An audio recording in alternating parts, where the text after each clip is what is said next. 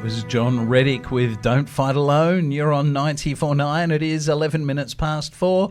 And it's that time of day for Creation Ministries International. And we have Dr. John back in the studio. You haven't been here for a few weeks, Dr. John? It's about 3, I think, Mick. Yes. Or it might even be 4 that I've missed. Yeah, slacker. Yeah, Glad to be back, though. Oh, awesome to have you back. Now, Dr. John, of course, we talk about all sorts of things: creation, evolution, dinosaurs, aliens, and quite often last week's news. And, of course, I sent you a little article that I saw in the news that I thought was really, really interesting. You did get that one, didn't you? I did. And I thought it was one that really was worth talking about too. Yeah, the headline was, "Industrial waste is turning into rock in just decades." And it sounds like, the geologists out there are a little, they're scratching their head. Like, how could it possibly do that? Yeah, well, look, it confounds conventional belief, Mick, because, as you know, most of the scientific articles you read, they talk about hundreds of thousands of years and millions of years and all of this sort of stuff, because they believe that processes, whatever they are, usually natural processes, take a long, long time, rock formation and all of this sort of stuff. And, when you look at a scientific textbook and you see those supposed geological layers with the supposed millions of years time frame along the side, that's conventional belief that all of these things take millions of years to take place. Everything is very, very slow. And the principle that they believe, the principle of uniformitarianism, is that you have to look at things that are happening today, and you get the idea of time from them. And of course, we see things happening usually slowly, but then you get something like this that happens quite rapidly, and it absolutely confounds the critics because it's not the sort of thing that they were expecting. Yeah. Their belief is that everything is slow and steady and takes hundreds of thousands or millions of years.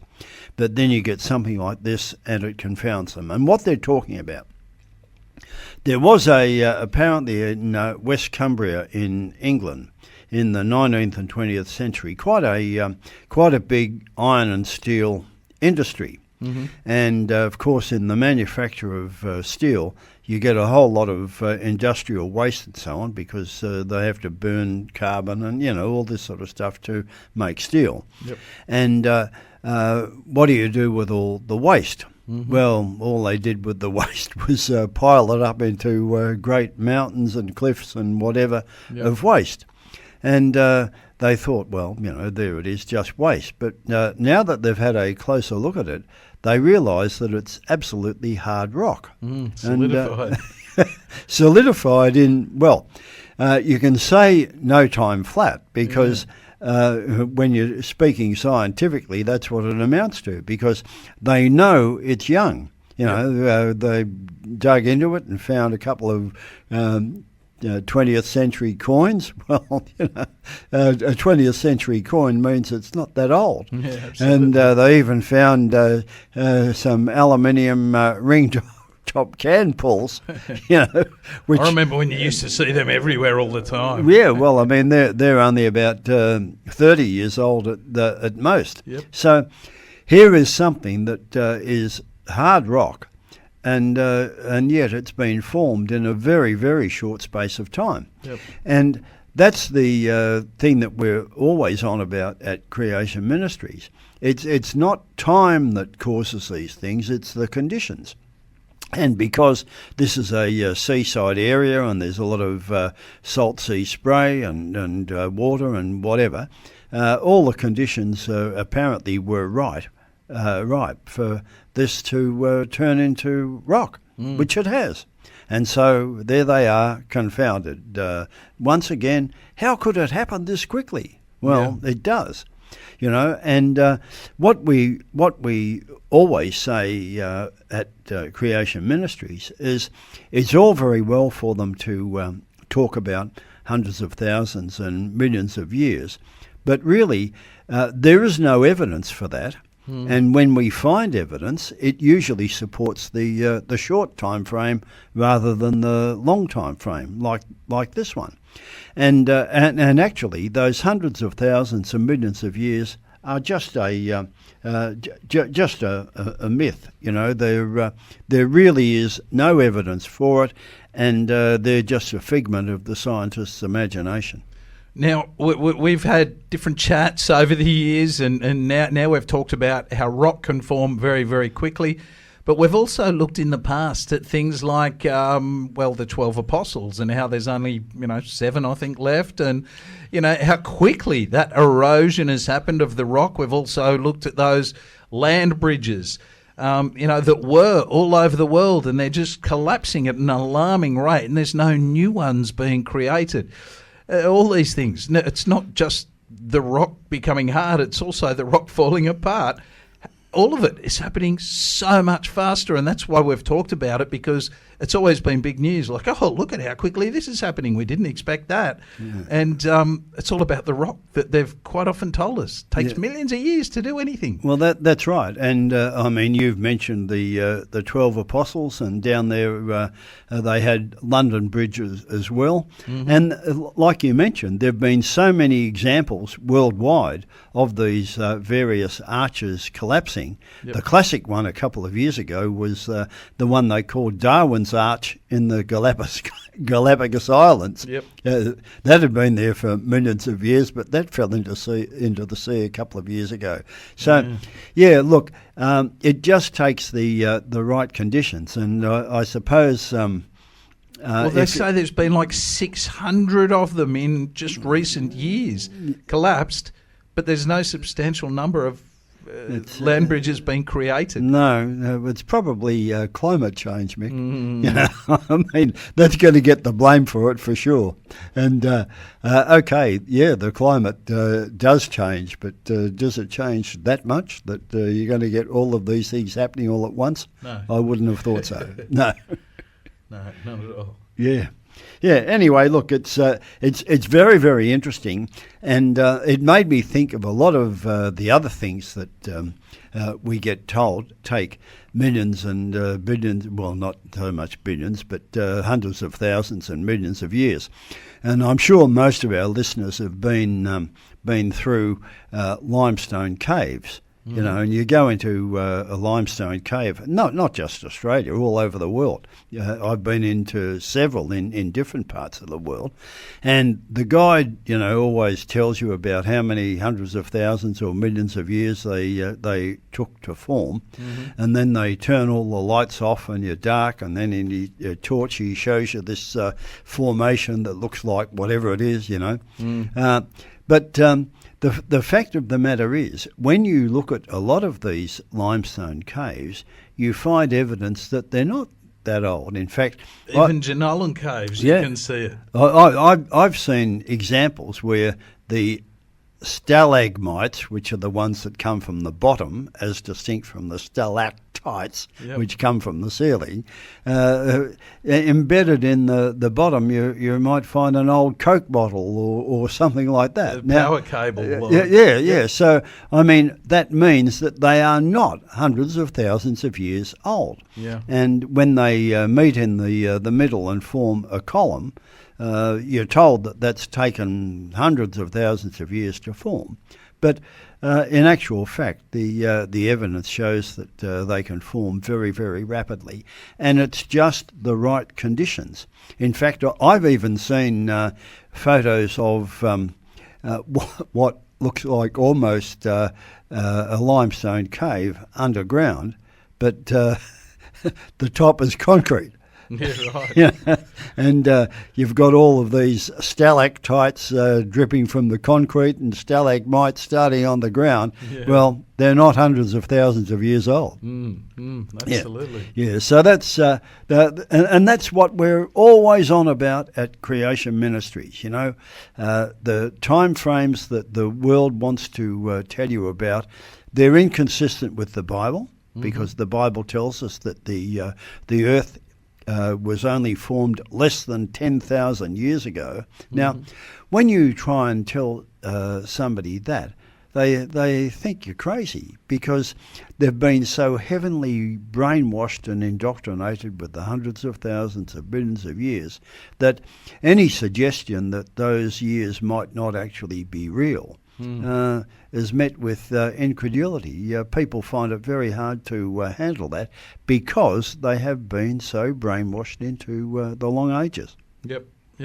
Yes, I've seen it just in the last week in reading things. They go, such and such was 2 million years older than you thought it was. And quite often when you read the story and you try and find out how did they measure that number, there's no real method to it. It's just almost like a guesstimate. Yeah. Well, we've talked about that slag heap becoming rock and the limestone caves, but there's another example too that people have commented on a lot, and that's some of the islands that have popped up, particularly in the Pacific, but not just the Pacific, in the northern hemisphere as well, because of volcanic activity. And there's a classic one off Iceland called Surtsey Island that popped up, I think, in about 1969. And a volcanic island just came up out of the sea, and there it was. Yep. And, of course, it's now been there for a bit over 50 years. But it wasn't very long, only a year or two before it started to be vegetated and have birds and, all of the other animals with it. And it aged so much, apparently, in that short space of time, that you can go and look at that island now and you just wouldn't know. It just looks like any other island, but it's only 50 years old, Yep. So really it's what you're conditioned to think quite often that gives you the idea of long ages. And we've been conditioned to think in terms of hundreds of thousands and millions of years. But according to the Bible, those ages simply do not exist. And I saw in the news this week as well, they were talking about, people have had this theory about, and we do know that there is tectonic plates out there, but how, one goes under another and billions of years later it pushes up mountains. Well, they've just worked out that South Africa is rising at an alarming rate because there's been a drought over the last few years. Yeah. Simply because there's been a drought. Yeah. The land is less heavy and it's literally just pushing up. And that is, again, these guys are scratching their head going, wow, this is new. We didn't expect that to happen.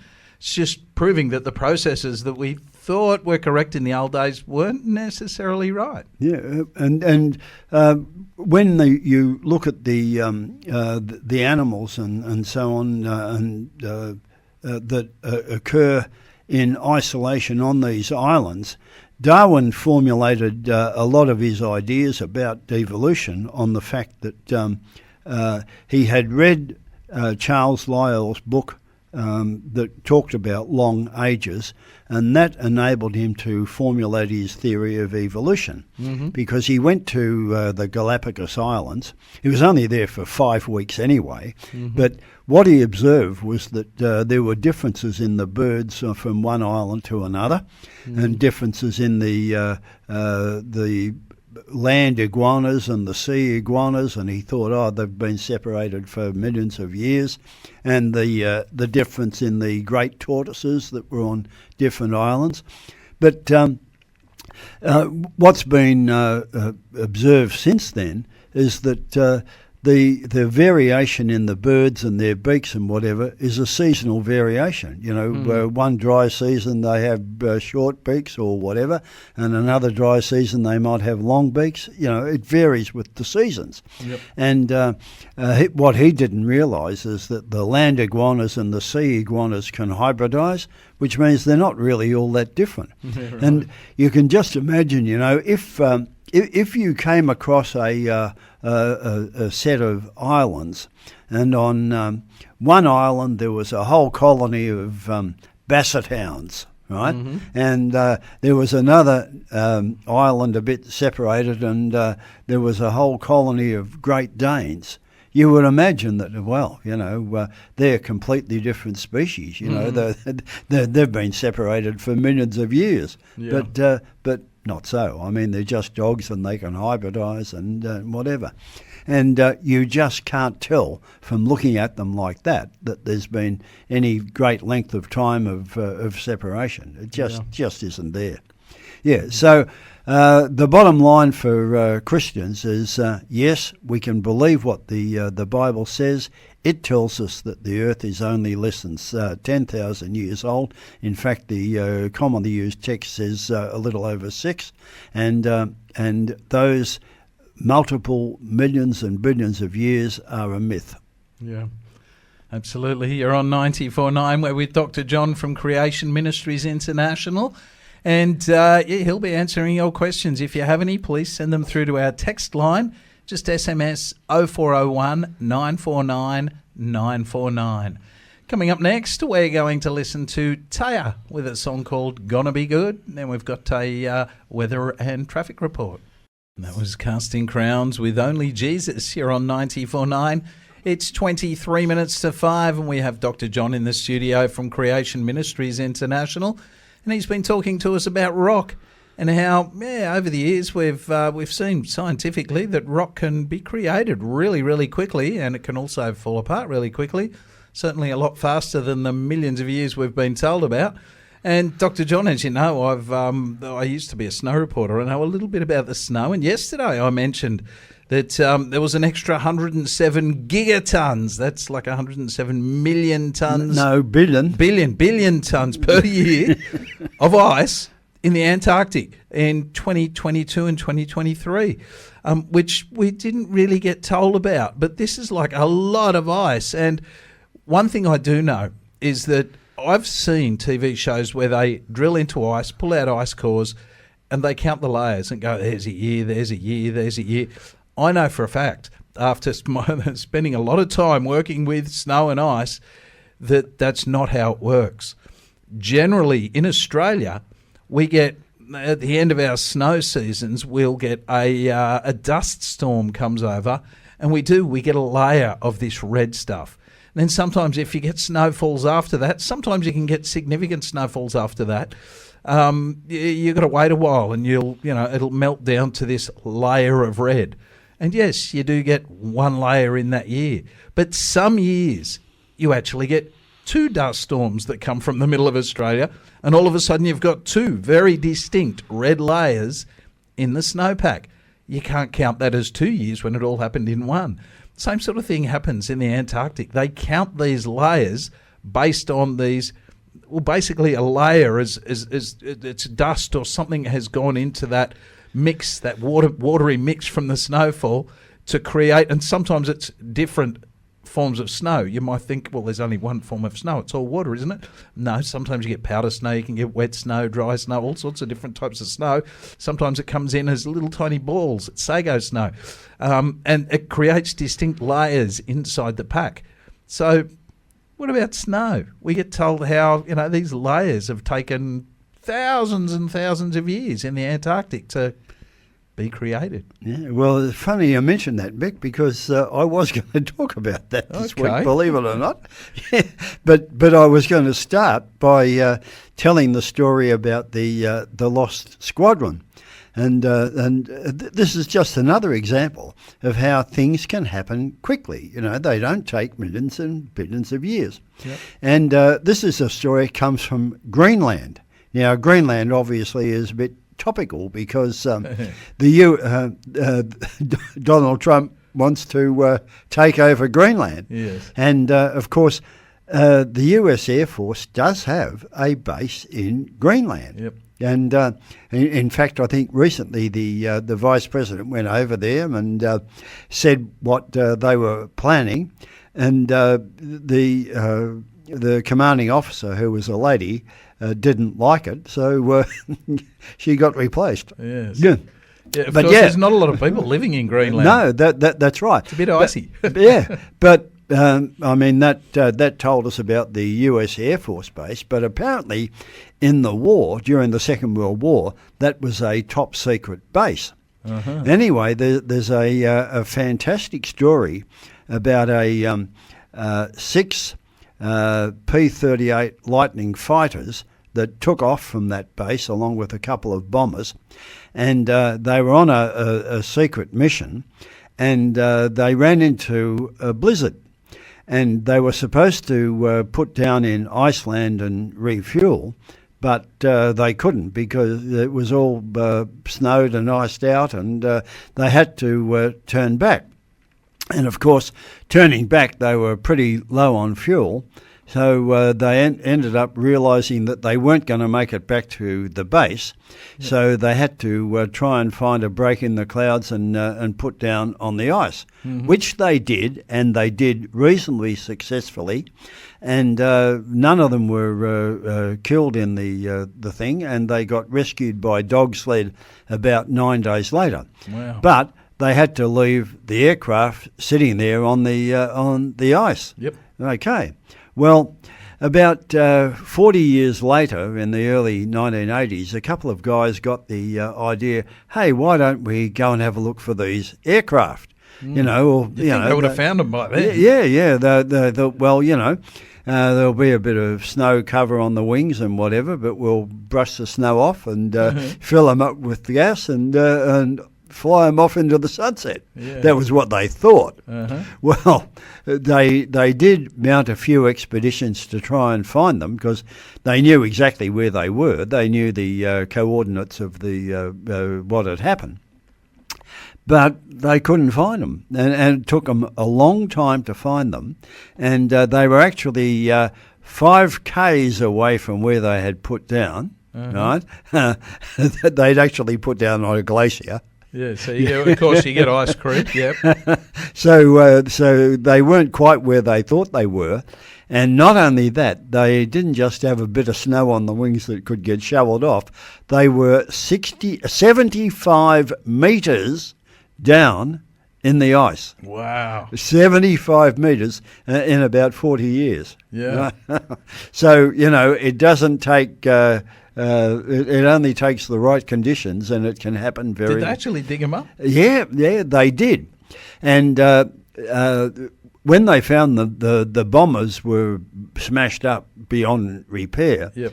but they got one of the Lightnings out that was about 80% okay, and then patched it up with other parts, and it flew. Wow. Yeah, and they called it Glacier Girl. Yeah. So there's a great story about that in the Creation magazine. Yep. But now we come back to, there they were after only 40 years, 75 metres down in the ice. Now you were talking about ice cores, actually, because the scientists go down to the Antarctic and to Greenland, and they bore these ice cores, which are, say, 4 kilometre long thin pencils of ice. Yep. And they have a look at them, and they look at all those markings that you were talking about, and then they decide how many hundreds of thousands of years of ice and snow that represents. Yep. But does it? You know? I mean, when you look at a 4 kilometre ice core, it doesn't tell you anything. Yep. Right? There it is. It's just a long, thin pencil of ice. And if you're a scientist, you approach that with a preconceived idea about how old it is, you know. And so you look at the markings, and they take samples of the little gas bubbles in the ice to see how much oxygen's in them and all this sort of stuff. And then they determine that this represents several 100,000 years of ice accumulation. But if you had a different mindset from the beginning, you could look at exactly the same pencil of ice, 4 kilometres long, and if you believed for a start that it was only, say, 4,000 years old, you could look at exactly the same markings and you could interpret that within a 4,000-year-old framework. Completely different framework. So really the ice core doesn't tell you anything. And yet when people read these scientific articles about, ice cores and how old they are and whatever, they don't realise that it really is in the eye of the beholder, that you have to approach it with a preconceived idea of how old it might be, because it doesn't tell you anything. And really, there is nothing objective about that. You have no way of measuring it against anything. You've just got to accept that, there it is, and you interpret it within the framework of what you already believe. Yes. That's the important thing. There's nothing really scientific about it. It does not tell you the age of anything. Yeah. Yeah. So really, it's pretty interesting. And in fact, the only way that you can tell the age of anything, the only reliable way is by eyewitness accounts, you know. And we know how old we are because of our birth certificate, and we look at, say, relatively modern or even ancient history going back thousands of years, and we know that eyewitnesses have recorded, those ancient battles and things like that, Battle of Hastings in 1066, things like that. And so there were eyewitness accounts, and provided you know that you can trust the sources, then you believe that those are pretty reliable. Yep. And of course, when we talk about the scriptures, particularly the New Testament is eyewitness accounts. And when you think about it, somebody like Luke, he was there with Paul in all of the things that Paul was doing, because if you read the book of Acts after about chapter 17, it always talks about we did this and us and so on.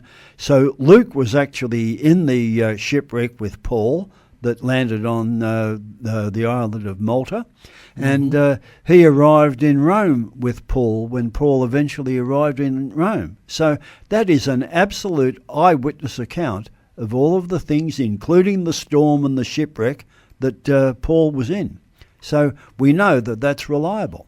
And when you think about the Old Testament, Moses didn't observe the things that he spoke about in Genesis, but we have to trust that the Holy Spirit gave him that information, and we know that it's true because Jesus said it was. Jesus said what Moses wrote was accurate.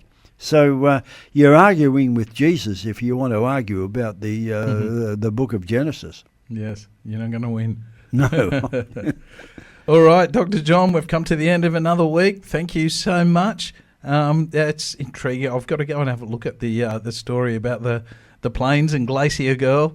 It's very interesting. And 75. I was working out in my mind. 75 metres down. It ends up being kilometres after not very long. Yeah, that's right. Yeah.